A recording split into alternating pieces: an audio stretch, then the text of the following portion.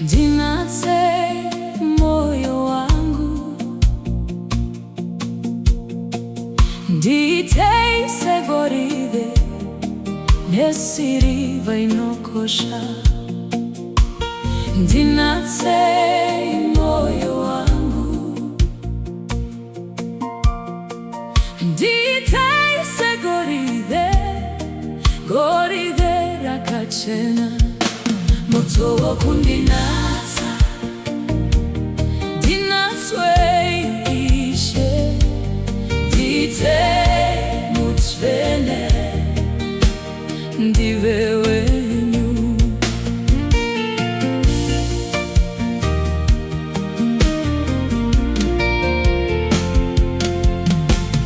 Moto wo kundinatsa, chiro chimwe chemoyo wangu, kuva mutsvene. Ndakatsaurirwa kwamuri Ishe, ndinosarudza kuva mutsvene.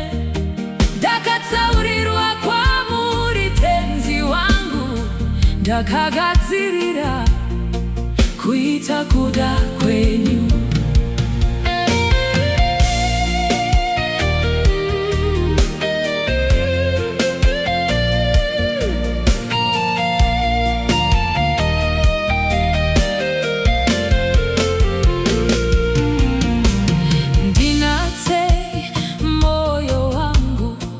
Ndinatse mukati mangu, mundite mutsvene. Ndinatse moyo wangu, ndinatse pachivi changu chakadzama mukati mangu, mundite mutsvene nemweya wenyu. Moto wo kundinatsa,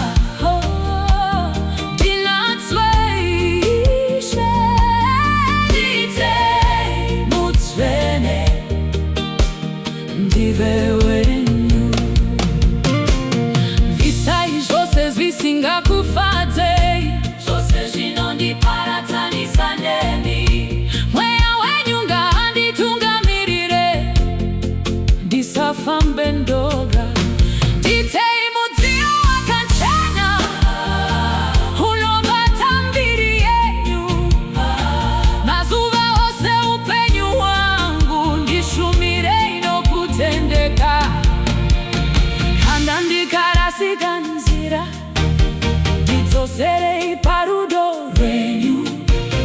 Kana moyo wangu waneta, ndisimbisei nesimba renyu. Nyasha dzenyu ngadzindikwanire, rudo rwenyu ngarundifukidze. Kusvikira zuva randichakuonai, ndicharamba ndichikuteverai. Moyo wangu ndewenyu, upenyu hwangu ndewenyu, zvose zvandiri ndezvenyu Ishe.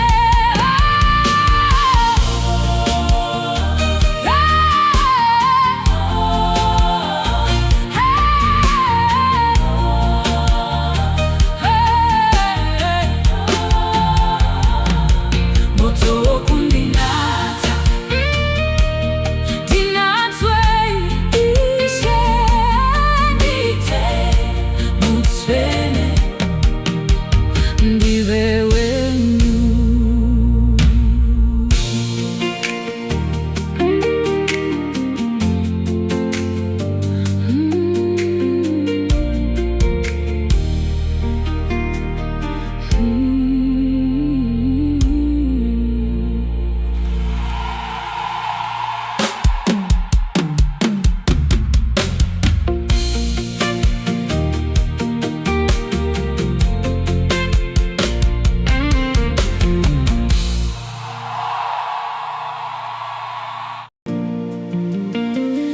Yesu, ndinopemberera kukunda kwenyu. Yesu, ndinofa n'orudo rwenyu. Yesu ndinofara makandisunungura. Yesu rufu rwenyu rwakandiunzira upenyu.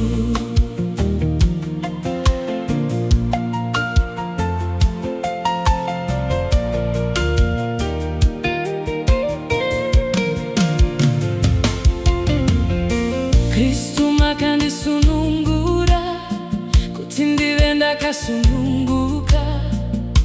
Handichasungwiza kare nejokorotapwa. Naizvozvo ndinofara mukukunda kwenyu. Moyo wangu unodavidza kurudo rwenyu.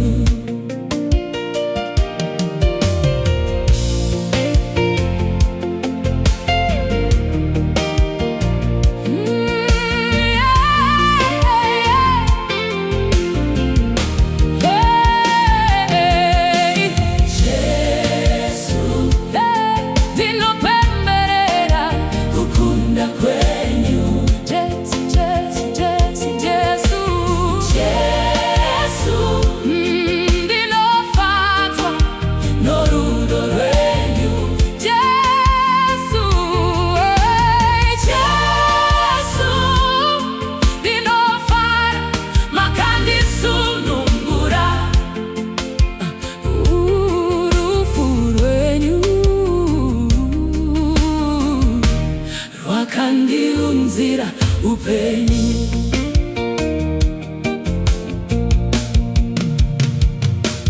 Mweya wenyu uri mandiri, unodzinga kutya kwose. Nzira yokusvika kwamuri yakazarurwa. Naizvozvo ndinouya ndisingati pamberi penyu, matambudziko angu anonyangarika. Moyo wangu unodavidza kurudo rwenyu. Kukunda ndakakupiwa nemi Jesu, upenyu ndakauwana nemi Jesu. Moyo wangu nemi Jesu, ndewenyu Ishe.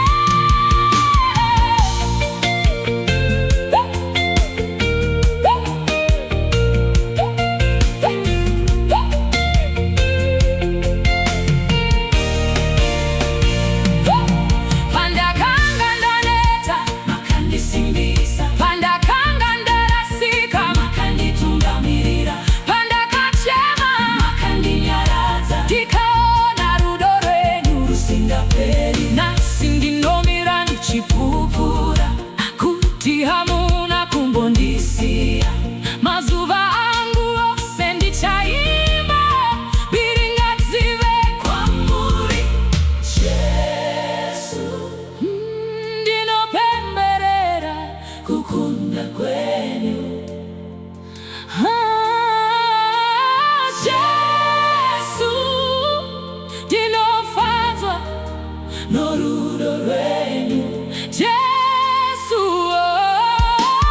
Jesu ndinofara makandisunungura. Rufu rwenyu rwakandiunzira upenyu. Ndinopemberera kukunda kwenyu. Jesu,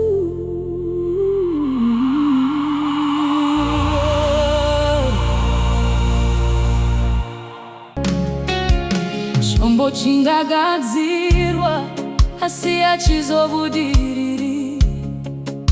Kana rima rikauya harizokundi. Nokuti Mwari wandinoshumira vanongoziva kukunda chete. mwari wangu haba mbokundikani, mwari wangu haba mbokundikani. Ndichaona kukunda, ndichaona